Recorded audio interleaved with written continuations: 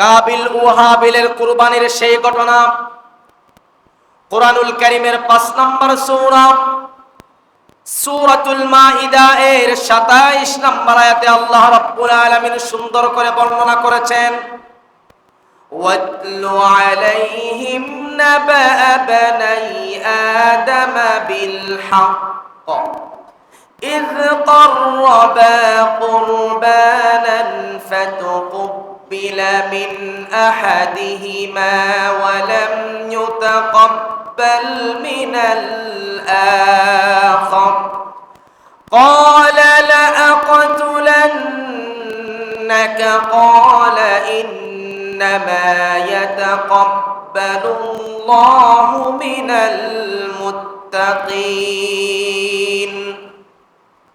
আল্লাহ তাআলা বললেন, গো আমার নবীজি, আপনি তাদের নিকট আদমের 2 পুত্রের সংবাদ যথাযথভাবে বর্ণনা করুন। আদম আলাইহিস সালামের 2 পুত্র কুরবানি দিয়েছিল, একজনের কুরবানি কবুল হয়েছিল, আরেকজনের কুরবানি কবুল হয় নাই। যার কুরবানি কবুল হয় নাই সে বলল, আমি অবশ্যই তোমাকে হত্যা করব। আর যার কুরবানি কবুল হয়েছে সে বলল, আল্লাহ তাআলা কেবল মুত্তাকিদের কুরবানি গ্রহণ করে থাকেন। কোন সুবহানাল্লাহ। হাবিল বলল, আল্লাহ তাআলা শুধুমাত্র মুত্তাকি যারা তাদের কুরবানি গ্রহণ করে থাকেন। রাহমাতুল্লাহি ওয়া বারাকাতুহু। ইন্নাল হামদালিল্লাহি ওয়াহদাহু والصلاة والسلام على من لا نبي بعده وعلى آله وصحبه أجمعين أما بعد فأعوذ بالله من الشيطان الرجيم بسم الله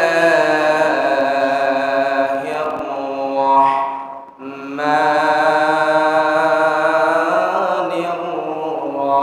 الرحيم إن الله وملائكته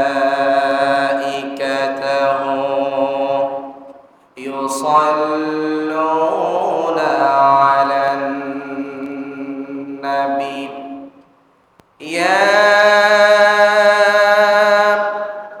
أيها الذين آمنوا صلوا عليه وسلموا تسليما اللهم صل على سيدنا مولانا محمد وعلى آل سيدنا بلغ العلا بكماله كشف الدجى بجماله حسنت جميع خصاله صلوا عليه وآله يا رب صل وسلم دائما أبدا على حبيبك خير الخلق كلهم بلغ العلا بكماله كشف الدجى بجماله حسنت جميع خصاله محبت একটু জিকির করুন লা ইলাহা ইল্লাল্লাহ লা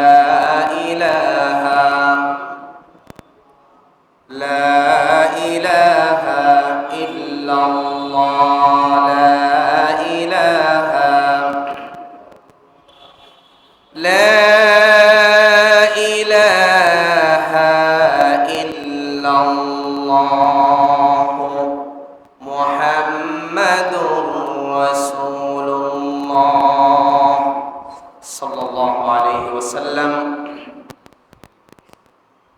ঐতিহ্যবাহী লোহাগাড়া থানার অন্তর্গত পদুয়া দেওয়ারিহাট বাজার কেন্দ্রীয় শাহী জামে মসজিদে আগত সম্মানিত প্রাণপ্রিয় মুসল্লিয়ানে কেরাম,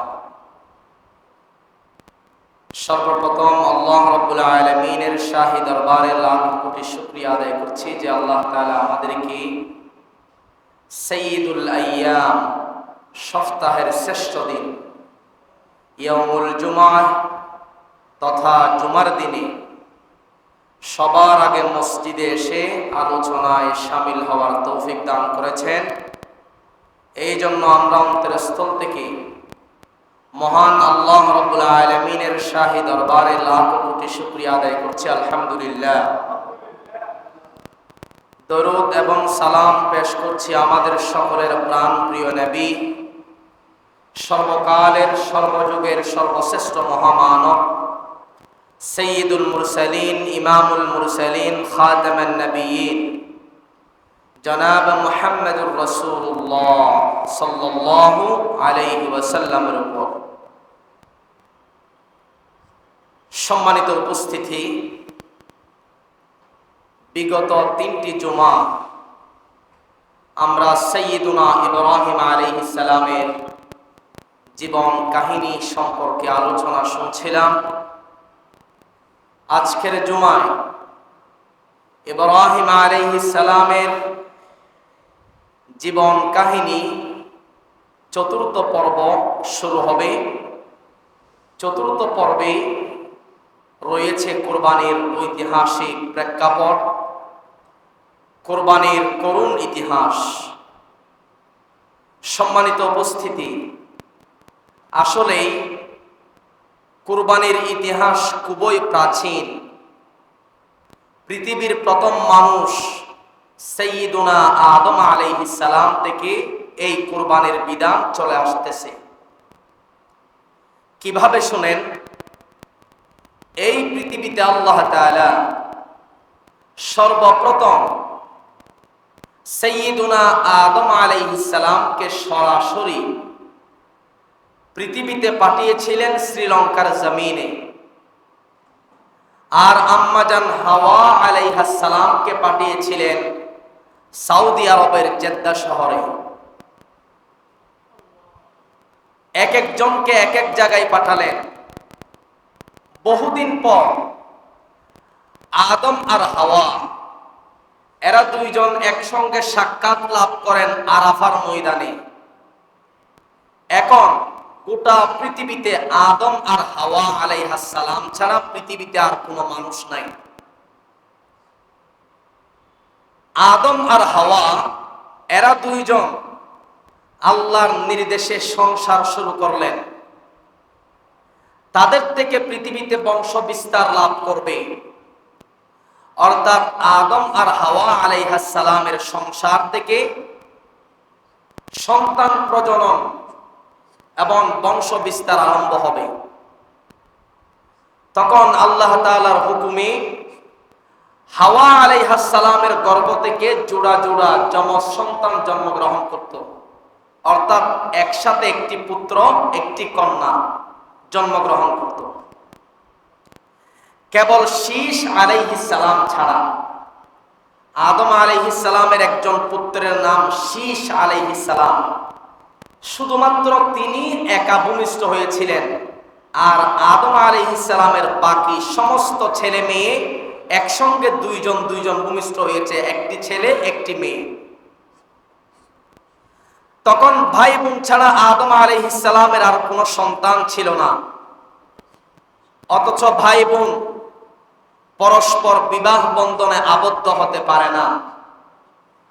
তাই আল্লাহ তাআলা উপস্থিত প্রয়োজনের খাতিরে সাইয়্যিদুনা আদম আলাইহিস সালামের শরীয়তে বিশেষভাবে নির্দেশ জারি করেন যে একই গর্ভ থেকে যে যমজ পুত্র ও কন্যা তারা পরস্পর সহোদর ভাই বোন হিসাবে গণ্য হবে, তাদের মধ্যে বৈবাহিক সম্পর্ক হারাম। কিন্তু পরবর্তী গর্ভ থেকে জন্মগ্রহণকারী পুত্রের জন্য প্রথম গর্ভ থেকে জন্মগ্রহণকারিণী কন্যা পরস্পর সহোদর ভাই বোন হিসাবে গণ্য হবে না। তাদের মধ্যে পরস্পর বিবাহ বন্ধনে আবদ্ধ হওয়া জায়েজ, বৈধ রয়েছে। সুতরাং সে সময় আদম আলাইহিস সালাম একটি জোড়ার মেয়ের সাথে আরেকটি জোড়ার ছেলের বিয়ে দিতেন। ঘটনাক্রমে আদমের দুই ছেলে, একজন হাবিল আর একজন কাবিল।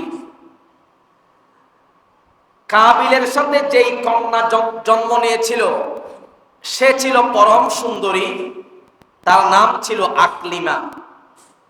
আর হাবিলের সাথে যে যমজ কন্যা জন্ম নিয়েছিল সে দেখতে তেমন সুন্দর ছিল না, সে ছিল কুসরি ও কদাকা, তার নাম ছিল লিউজা।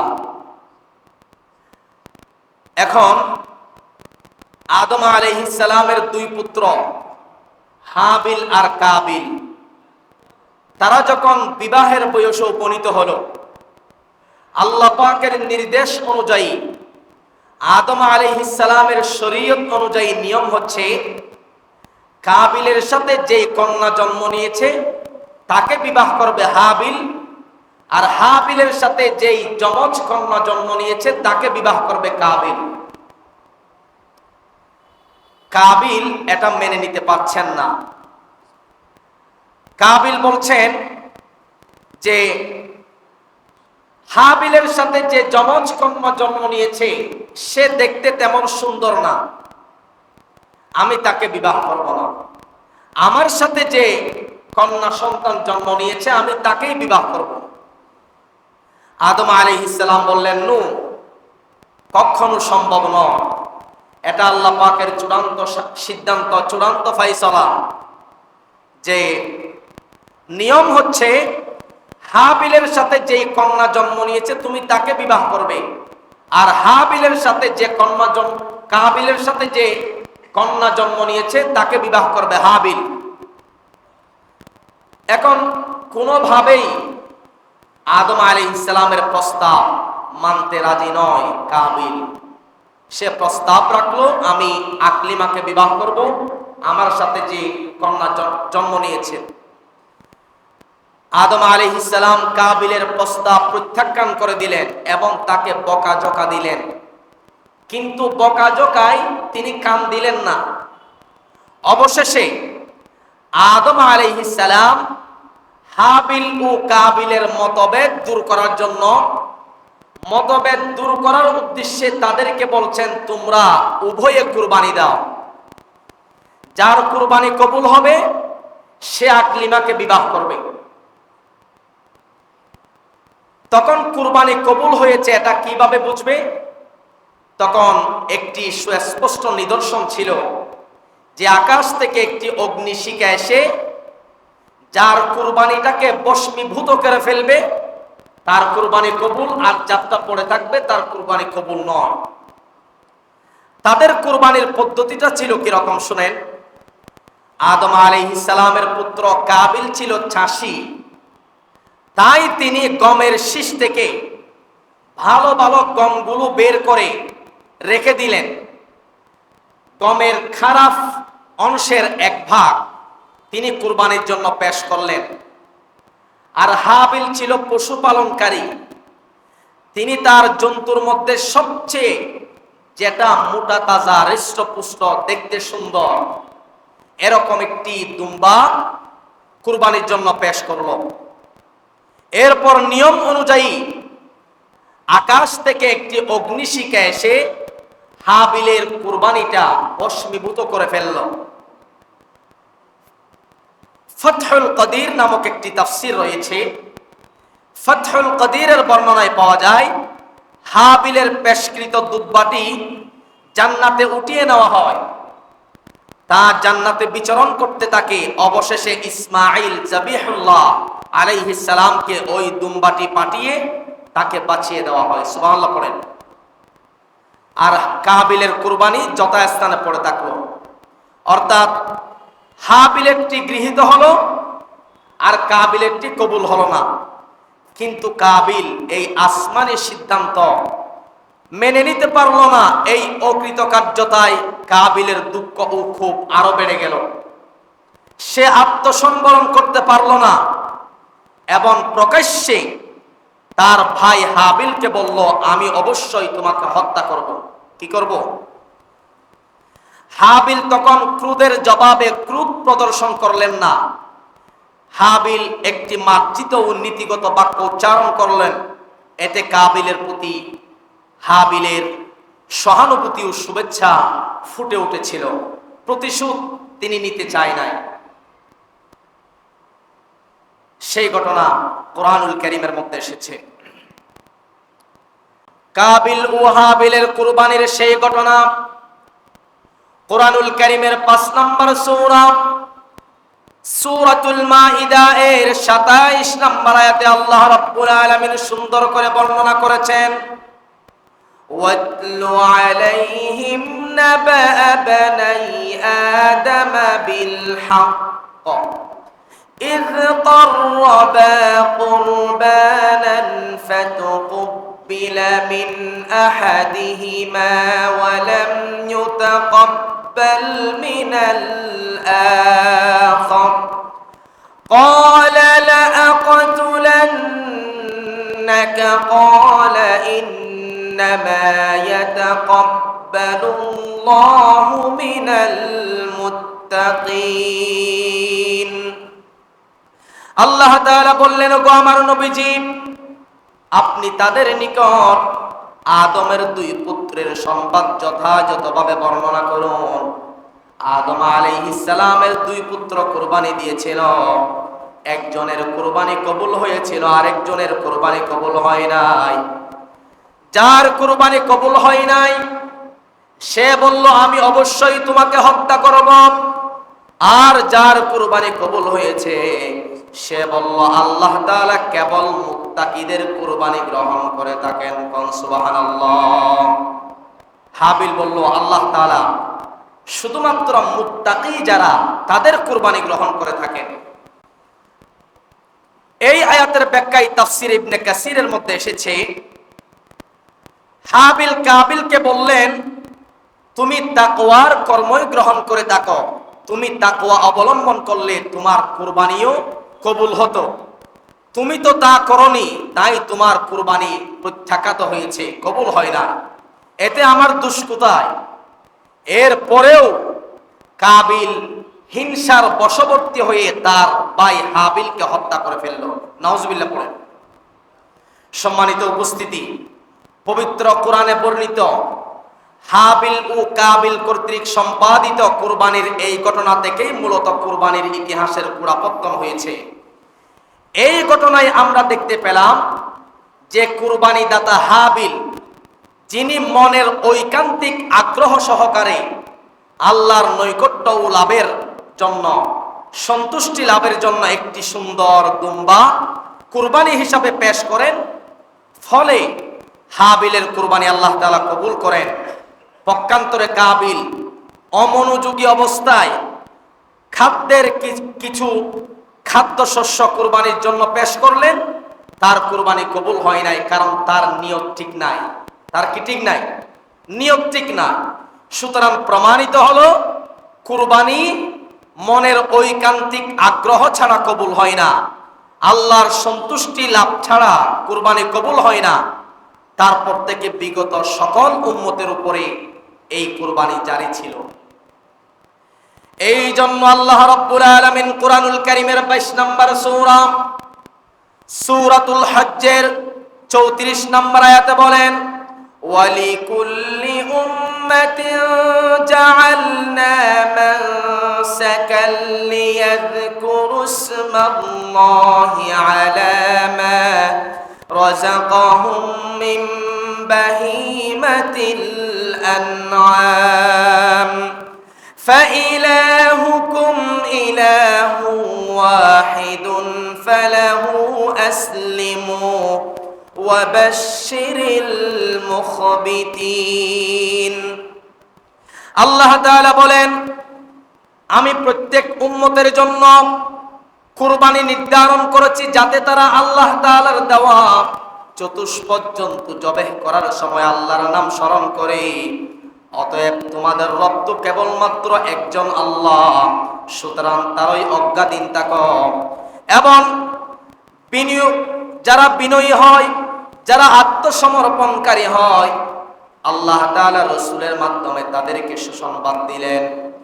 এই আয়াতের ব্যাখ্যায় আল্লামা নাসাফি ও জামাখশারি রাহমাতুল্লাহি আলাইহি বলেন, আদম আলাইহিস সালাম থেকে শেষ নবী মুহাম্মদ সাল্লাল্লাহু আলাইহি ওয়াসাল্লাম পর্যন্ত আল্লাহ তাআলা প্রত্যেক জাতির জন্য তার নৈকট্য লাভের উদ্দেশ্যে কুরবানির বিধান দিয়েছেন। বলেন সুবহানাল্লাহ। তাহলে আদম আলাইহিস সালাম থেকে আমাদের নবী মুহাম্মদুর রাসূলুল্লাহ সাল্লাল্লাহু আলাইহি ওয়াসাল্লাম পর্যন্ত প্রত্যেক জাতির জন্য এই কুরবানির বিধান দিয়েছিলেন, যাতে করে জাতির লোকেরা কুরবানির মাধ্যমে আল্লাহ তাআলার সন্তুষ্টি লাভ করতে পারে। আদম আলাইহিস সালামের যুগে তারই পুত্র কাবিল ও হাবিলের কুরবানির পর থেকে ইব্রাহিম আলাইহিস সালাম পর্যন্ত কুরবানি চলতে থাকে। মানব জাতির জন্য আল্লাহর পক্ষ থেকে যত শরীয়ত নাজিল হয়েছে, প্রত্যেক শরীয়তের মধ্যে কুরবানির বিধান ছিল। প্রত্যেক উম্মতের ইবাদতের মধ্য থেকে কুরবানি ছিল ইবাদতের একটি অপরিহার্য অংশ। কুরবানি এটাও একটি ইবাদত। কুরবানি কি? আল্লাহকে পাওয়া, আল্লাহ পাকের নিকটবর্তী হওয়ার একটা ইবাদতের নাম হচ্ছে কুরবানি। সম্মানিত হাজিরিন, অতএব আমরা আলোচনার প্রথম অংশ থেকে আদম আলাইহিস সালামের দুই পুত্র হাবিল ও কাবিল কর্তৃক কুরবানির ইতিহাস জানতে পারলাম। এবার আসুন আলোচনার দ্বিতীয় অংশে আমরা ইব্রাহিম আলাইহিস সালামের পুত্র ইসমাঈল আলাইহিস সালামের কুরবানির ইতিহাস জানবো ইনশাআল্লাহ। সম্মানিত উপস্থিতি, পবিত্র কোরআনে 25 জন নবীর বর্ণনা এসেছে। কতজন? তার মধ্যে অন্যতম হচ্ছেন ইব্রাহিম আলাইহিস সালাম। ইব্রাহিম আলাইহিস সালামের নাম কোরআনে অসংখ্য জায়গায় এসেছে। তাই মুসলমান হিসাবে আমাদের সকলেরই উচিত ইব্রাহিম আলাইহিস সালাম সম্পর্কে জ্ঞান রাখা, ধারণা রাখা। কারণ ইব্রাহিম আলাইহিস সালাম ইসলাম ধর্মের গুরুত্বপূর্ণ একজন নবী এবং রাসূল ছিলেন। তাছাড়া মুসলমান ছাড়াও ইব্রাহিম আলাইহিস সালামের সম্মান, মর্যাদা, ব্যক্তিত্ব ইহুদি খ্রিস্টানদের মধ্যেও ছিল। সুবহানাল্লাহ পড়েন। ইহুদি খ্রিস্টানদের কাছেও ইব্রাহিম আলাইহিস সালামের সম্মান ছিল। তিনি একজন পবিত্র ব্যক্তি ছিলেন তাদের নিকট। সুতরাং তার সম্পর্কে জানতে হবে। পবিত্র কোরআনে হযরতে ইব্রাহিম আলাইহিস সালামকে মুসলিম জাতির পিতা হিসাবে সম্বোধন করা হয়েছে। ইব্রাহিম আলাইহিস সালাম ও তার পুত্র ইসমাঈল আলাইহিস সালামের স্মরণে আজও সমগ্র বিশ্বের মুসলমানরা ঈদুল আজহা পালন করে থাকেন, যা কুরবানির ঈদ নামে পরিচিত। এছাড়াও সর্বপ্রথম মিসওয়াকের বিধান, পেশাব পায়খানার পর পানি দ্বারা পরিষ্কার হওয়া, সুন্নতে খতনা করা এবং হজের বিধান, এগুলো চালু করেছেন ইব্রাহিম আলাইহিস সালাম। সুবহানাল্লাহ পড়েন। হযরতে ইব্রাহিম আলাইহিস সালামের পবিত্র রওজা শরীফ ফিলিস্তিনের হেব্রন শহরে মসজিদে ইব্রাহিমিতে অবস্থিত রয়েছে বর্তমান। সম্মানিত উপস্থিতি, ইব্রাহিম আলাইহিস সালামের কুরবানির ইতিহাস অত্যন্ত করুণ। কোরআন মজিদের বর্ণনার আলোকে মুসলমানদের ঐতিহ্যবাহী কুরবানির ইতিহাস প্রতীয়মান হয়। হযরতে ইব্রাহিম আলাইহিস সালাম এবং তার স্নেহের পুত্র হযরতে ইসমাঈল আলাইহিস সালামের মাধ্যমে এই কুরবানির ইতিহাসের সূচনা হয়। ঘটনার সূত্রপাত হলো এভাবে। হযরতে ইব্রাহিম আলাইহিস সালাম দেশবাসীর পক্ষ থেকে সম্পূর্ণ নিরাশ হয়ে গিয়েছিলেন। কারণ কেউ তার দাওয়াত গ্রহণ করতে চায় না। কেবল শুধুমাত্র দুইজন, একজন তার স্ত্রী আর একজন তার ভাতিজা লূত আলাইহিস সালাম। এরা দুইজন ছাড়া কেউ তার কথাই কান দিতে চায় না, বিশ্বাস স্থাপন করতে চায় না। হযরতে ইব্রাহিম আলাইহিস সালাম নিরাশ হয়ে গিয়েছিলেন। অপরদিকে তার কোনো সন্তান ছিল না, তাই তিনি আল্লাহ তাআলার নিকট দোয়া করলেন। কি দোয়া করলেন? আল্লাহ রাব্বুল আলামিন কুরআনুল কারীমের 37তম সূরা সূরাতুস সাফফাতের 100 নম্বর আয়াত থেকে বর্ণনা করলেন। ইব্রাহিম আলাইহিস সালাম আল্লাহর দরবারে দোয়া করেছিলেন, রব্বি হাবলি মিনাস সালিহিন ফাবাশশারনাহু বিগুলামিন হালিম। ওগো আল্লাহ তাআলা, আমাকে একজন নেককার পুত্র সন্তান দান করুন। ইব্রাহিম আলাইহিস সালামের দোয়া কবুল করলেন। আল্লাহ তাআলা ফেরেশতার মাধ্যমে ইসমাঈল আলাইহিস সালামের সুসংবাদ দিলেন। ধৈর্যশীল বুদ্ধিসম্পন্ন একজন পুত্রের সুসংবাদ দিলেন। আল্লাহ রাব্বুল আলামিন ইব্রাহিম আলাইহিস সালামের দোয়া কবুল করে ইসমাঈলের সুসংবাদ দিলেন।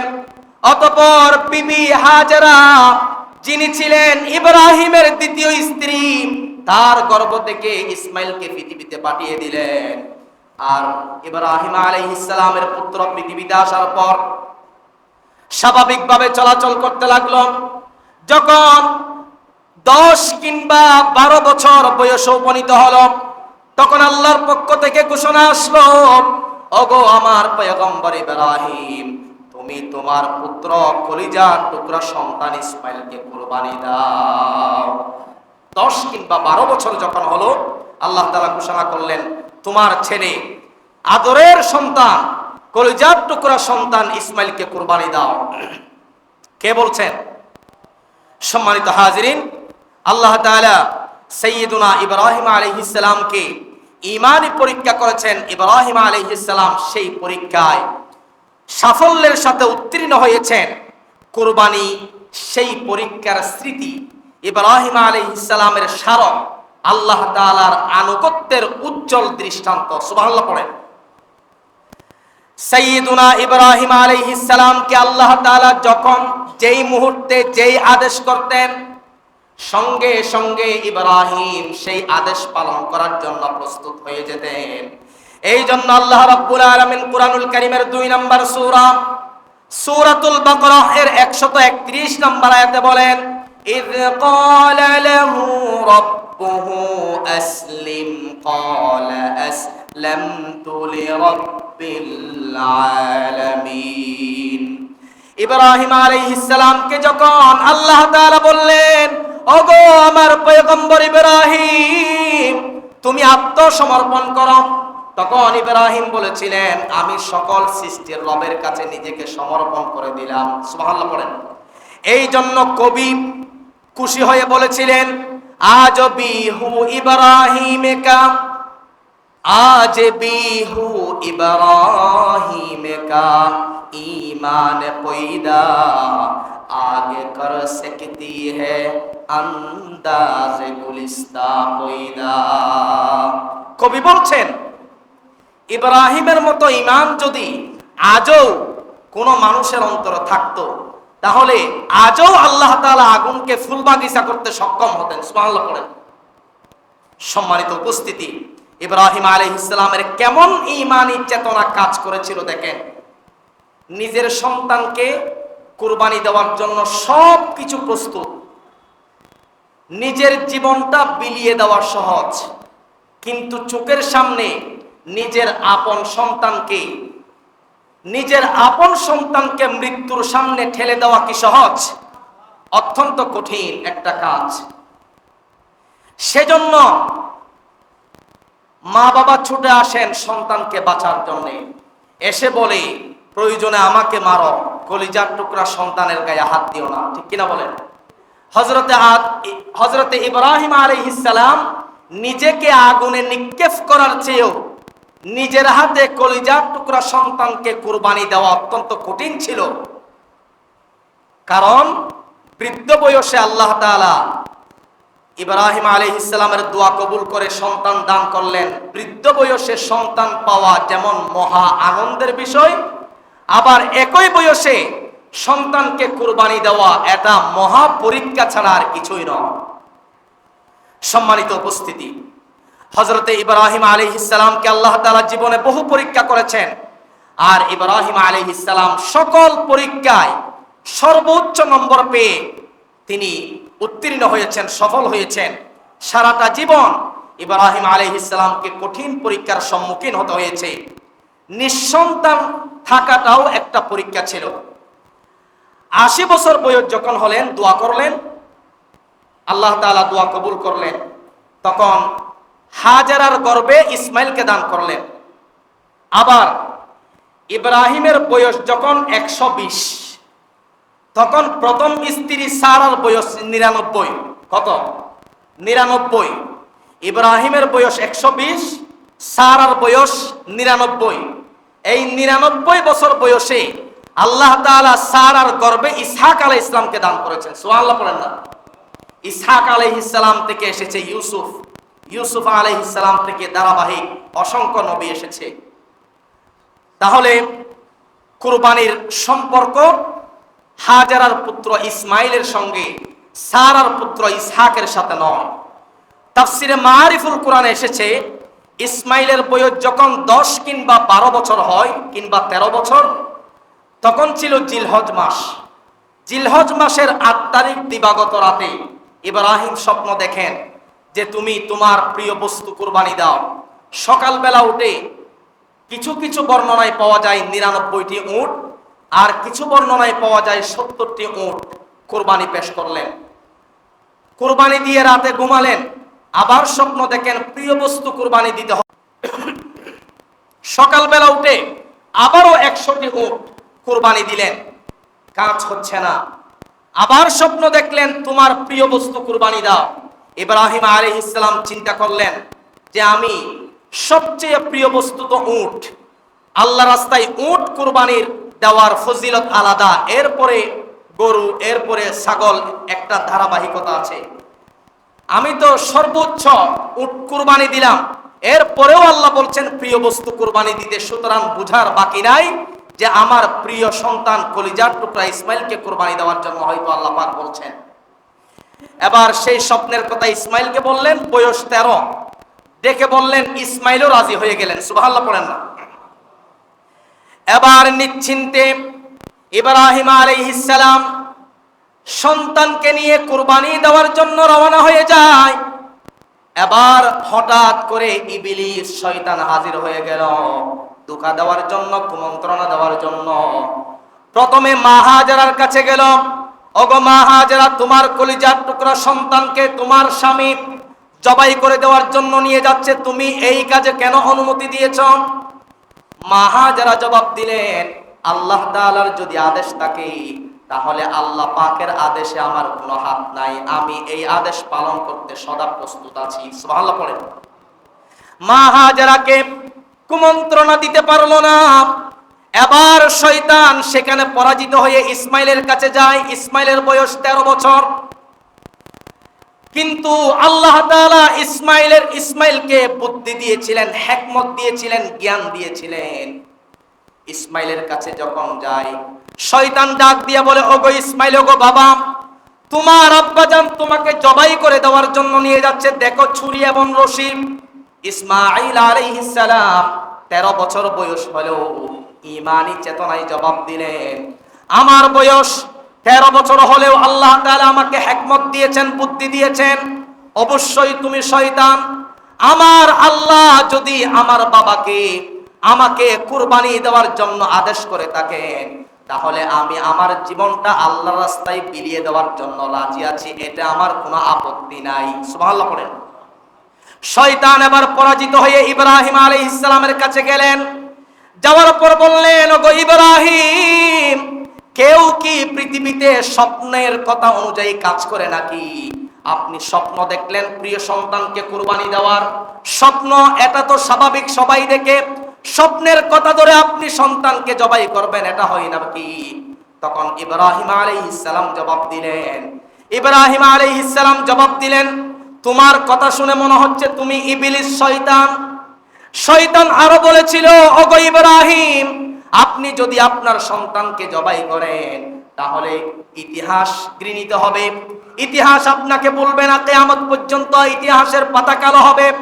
দেখেন নাই হাবিলকে কাবিল হত্যা করেছিল, আজ কাবিলকে ঘৃণার নজরে দেখে ইব্রাহিম আলাইহিস সালাম জবাব দেয়, ওগো শয়তান শুনে রাখো, কাবিল তো হাবিলকে হত্যা করেছিল হিংসার বশবর্তী হয়ে আকলিমাকে বিবাহ করার জন্য, আর আমি তো আমার পুত্রকে জবাই করতে নিয়ে যাচ্ছি, কুরবানি দেওয়ার জন্য নিয়ে যাচ্ছি স্বয়ং আল্লাহ তাআলার হুকুমে, আল্লাহ তাআলার আদেশে।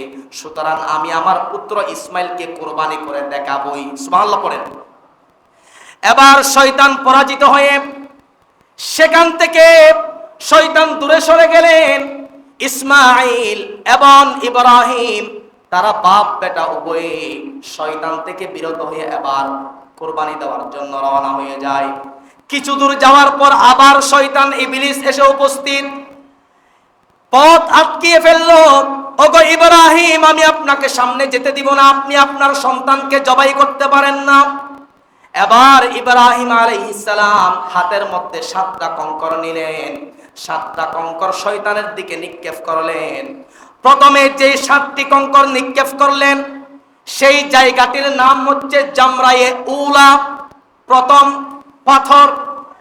কিছু দূর যাওয়ার পর আবার শয়তান পথ আটকিয়ে দিল। ইব্রাহিম আলাইহিস সালাম 7টি কঙ্কর নিক্ষেপ করলেন, সেই জায়গাটির নাম হচ্ছে জামরায়ে উসতা।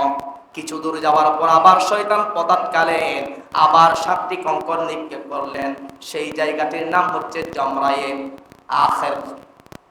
জামরায়ে আখির 7টি কঙ্কর এভাবে নিক্ষেপ করলেন, অবশেষে শয়তান সেখান থেকে পালিয়ে যায়। তাহলে বোঝা যায় ইব্রাহিম আলাইহিস সালামকে শয়তান কয়বার ধোঁকা দিতে চেয়েছে? 3বার ধোঁকা দিতে চেয়েছে, কিন্তু ইব্রাহিম আলাইহিস সালামকে ধোঁকা দিতে পারে নাই। ইব্রাহিম আলাইহিস সালাম তাকে কঙ্কর নিক্ষেপ করলেন। এই কঙ্কর নিক্ষেপ করাটা আল্লাহ পাকের কাছে এমন ভালো লেগে গেল, আল্লাহ পাক আকাশ থেকে ডাক দিলেন, ওগো আমার পেয়ারা বন্ধু ইব্রাহিম, তুমি যে শয়তানকে কঙ্কর নিক্ষেপ করেছ এটা আমি কিয়ামত পর্যন্ত জারি রাখবো। যারা হজ করতে যাবে তারা শয়তানকে কঙ্কর নিক্ষেপ করে কি করে না? কঙ্কর নিক্ষেপ না করলে হজের পরিপূর্ণতা হবে না, এই জন্য আমি এটা আবশ্যক করে দিয়েছি। সুবহানাল্লাহ পড়েন। এটা হচ্ছে ইব্রাহিম আলাইহিস সালামের স্মৃতি, প্রশংসনীয় একটা কাজ। এবার ইব্রাহিম আলাইহিস সালাম শয়তানের কুমন্ত্রণা থেকে বিরত হয়ে নিজের পুত্র ইসমাইলকে কুরবানি দেওয়ার জন্য নিয়ে যায়। সেই কথা আল্লাহ রাব্বুল আলামিন কুরআনুল কারীমের 37তম সূরা সূরাতুস সাফফাতের 102 নম্বর আয়াতে বলেন, ফালাম্মা বালাগা মাআহুস সা'য়া ক্বালা ইয়া বুনাইয়া ইন্নী আরা ফিল মানামি আন্নী আযবাহুকা ফানজুর মাযা তারা। যখন শিশুপুত্র ইসমাইল পিতার সাথে চলাফেরা করার বয়সে উপনীত হয়, তখন ইব্রাহিম আলাইহিস সালাম কলিজার টুকরা সন্তানকে ডেকে বললেন, আমি স্বপ্ন দেখেছি তোমাকে জবাই করছি, এবার তুমি ভেবে দেখো কি করবে। কোন কোন riwayat থেকে জানা যায় একই স্বপ্ন ইব্রাহিম আলাইহিস সালামকে উপর্যুপরি 3বার দেখানো হয়। এবার ইসমাইল আলাইহিস সালাম জবাব দিলেন বাবাকে, ক্বালা ইয়া আবাতি ফাআল মা তুমার সাতাজিদুনি ইনশাআল্লাহু মিনাস সাবিরিন। ইসমাইল বলল, ওগো আমার আব্বাজান, আপনাকে আল্লাহ তাআলা যেই আদেশ দিয়েছেন আপনি সেই আদেশ পালন করুন, অবশ্যই আমাকে আপনি ধৈর্যশীলদের মধ্যে পাবেন। সুবহানাল্লাহ পড়েন। ইব্রাহিম আলাইহিস সালাম ইসমাইলকে কুরবানির জন্য তৈরি করলেন। আয়োজন দেখে ইসমাইল বললেন, ওগো আব্বাজান, আমি আপনাকে 4টি কথা বলতে চাই। কয়টি কথা? ইব্রাহিম বললেন, ওগো সন্তান ইসমাইল, কুরবানির জন্য সব প্রস্তুত, তুমি আবার কি 4টি কথা বলতে চাও এই কঠিন মুহূর্তে? তখন ইসমাইল আলাইহিস সালাম বললেন, ওগো আব্বাজান, আমার প্রথম কথা হলো আপনি ছুরিটা ভালোভাবে ধার দিয়ে নেন। ছুরি যদি পোঁতা হয় তাহলে জবাই করতে সময় লাগবে। আপনি ছুরিটা ভালোভাবে ধার দিবেন এবং আমাকে জবাই করলে সঙ্গে সঙ্গে আমি জবাই হয়ে যাব, আল্লাহর নিকট তাড়াতাড়ি পৌঁছে যেতে পারবো। সুবহানাল্লাহ পড়েন। এই জন্য আপনি ছুরিটা ভালোভাবে ধার দিয়ে নেন। এটা হচ্ছে 1 নাম্বার কথা। নাম্বার 2 নাম্বার হচ্ছে ইসমাইল বললেন, ওগো আব্বাজান, দ্বিতীয় কথা হলো আপনি আমাকে এই রশি দিয়ে ভালোভাবে বেঁধে ফেলুন যাতে আমি ছটপট করতে না পারি। নাম্বার 3 নাম্বার হচ্ছে জবাই করার সময় আমাকে চিৎ করে শোয়াবেন না, উপুড় করে শোয়াবেন, কারণ আমি চাই আমার মৃত্যুটা সিধা অবস্থায় হোক। সুবহানাল্লাহ পড়েন। তাছাড়া আপনি যদি আমাকে চিৎ করে শোয়ান, আমার চোখ আপনার দিকে পড়বে, তখন আপনার ভালোবাসা উঠতে পারে আমার প্রতি। তাছাড়া আপনার কাপড় আপনি গুটিয়ে নেন যাতে আমার রক্তের ছিটা না লাগে। আমার রক্ত দেখলে আমার মা অধিক ব্যাকুল হয়ে যাবেন, বিদায় আপনি কাপড় গুটিয়ে নেন। নাম্বার 4 নাম্বার হচ্ছে আমার পরিধানরত কাপড়টি আমার আম্মাজানকে নিয়ে দেখাবেন আর আমার সালাম জানাবেন এবং বলবেন তোমার ছেলে আল্লাহর নামে সফল হয়েছে। ইসমাঈলের এই কথা শুনে ইব্রাহিম আলাইহিস সালাম চোখের পানি ধরে রাখতে পারলেন না এবং তিনি আল্লাহর দরবারে ফরিয়াদ জানালেন, ওগো আল্লাহ, আপনি আমাকে বৃদ্ধ বয়সে সন্তান দিয়েছেন, আপনি আবার এই সন্তান কুরবানি চাচ্ছেন। এবার ইব্রাহিম আলাইহিস সালাম ছুরিটা আরো ধারালো করে নিলেন, পুত্রকে রশি দিয়ে ভালোভাবে বেঁধে নিলেন, ইসমাইলকে উপুড় করে শোয়ালেন, গলায় ছুরি রাখলেন এবং আল্লাহু আকবার বলে জবাই করতে লাগলেন। জবাই করার আগেই আল্লাহ তাআলা ডাক দিলেন, ফালাম্মা আসলামা ওয়া তাল্লাহু লিল জাবিন। আল্লাহ তাআলা বললেন, অতঃপর তারা উভয়ে যখন আত্মসমর্পণ করলো এবং তাকে উপুড় করে মাটিতে শুয়ে দিলেন। কিন্তু ইব্রাহিম আলাইহিস সালাম শক্তভাবে ইসমাইলের গলায় ছুরি চালাচ্ছেন, কোনো কাজ হচ্ছে না, ছুরি কাটছে না। এবার আল্লাহ তাআলা জিবরাইলকে আদেশ করলেন, ওগো জিবরাইল, যাও ইব্রাহিমের ছুরিটাকে ধরে ফেলো যেন ইসমাইলের একটি পশমও কাটা না যায়। সুবহানাল্লাহ পড়েন না। হযরত ইব্রাহিম আলাইহিস সালাম নিজের সর্বশক্তি ব্যয় করে ইসমাইলের গলায় ছুরি ছাড়ালেন, কিন্তু ছুরি চলছে না। এই অবস্থা দেখে ফেরেশতা চিৎকার করে 4টি বাক্য বললেন, সুবহানাল্লাহ, আল্লাহু আকবার, আলহামদুলিল্লাহ, লা ইলাহা ইল্লাল্লাহ। এবং ফেরেশতা দোয়া করলেন, ওগো আল্লাহ, এই বৃদ্ধ ইব্রাহিমের প্রতি রহম করুন এবং তার সন্তানকে আপনি বাঁচিয়ে দিন। হযরতে ইব্রাহিম আলাইহিস সালাম ক্ষুব্ধ হয়ে ছুরিকে জিজ্ঞেস করলেন, হে ছুরি, তোমার কি হয়েছে, তুই কাঁদছিস না কেন? তখন আল্লাহ তাআলা ছুরির জবান খুলে দিলেন। ছুরি ইব্রাহিমকে প্রশ্ন ছুটে দিলেন, ওগো আল্লাহর বন্ধু ইব্রাহিম, আপনাকে যখন নমরুদ আগুনে নিক্ষেপ করেছিল, আপনি জবাব দেন নমরুদের আগুনে আপনাকে পোড়ায়নি কেন? ছুরি একটা জিজ্ঞেস করলো প্রশ্ন, আপনাকে নমরুদের আগুনে পোড়ায়নি কেন? আগুনের প্রতি আল্লাহ তাআলার অর্ডার ছিল শুধুমাত্র একবার। কয়বার? একবার আল্লাহ তাআলা অর্ডার করেছিলেন আগুনকে ঠান্ডা এবং শীতল হয়ে যাওয়ার জন্য।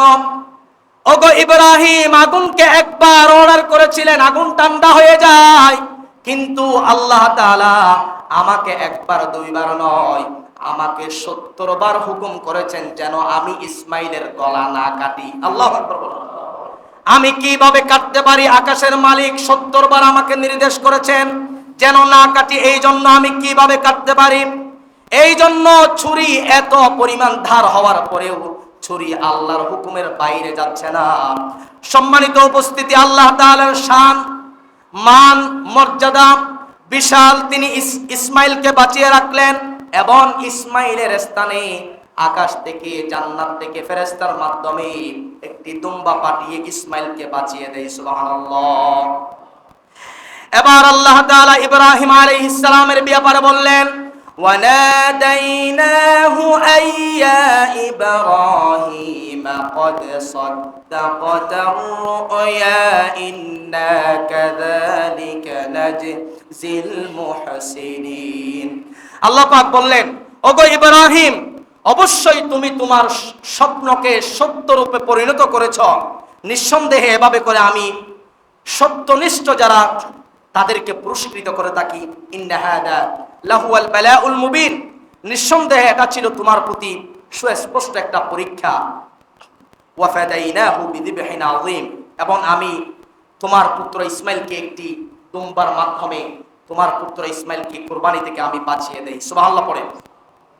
হযরতে জিবরাইল আলাইহিস সালাম জান্নাত থেকে একটি ভেড়া বা দুম্বা নিয়ে এসে দেখলেন ইব্রাহিম আলাইহিস সালাম ইসমাইলের গলায় এখনো ছুরি চালাচ্ছেন।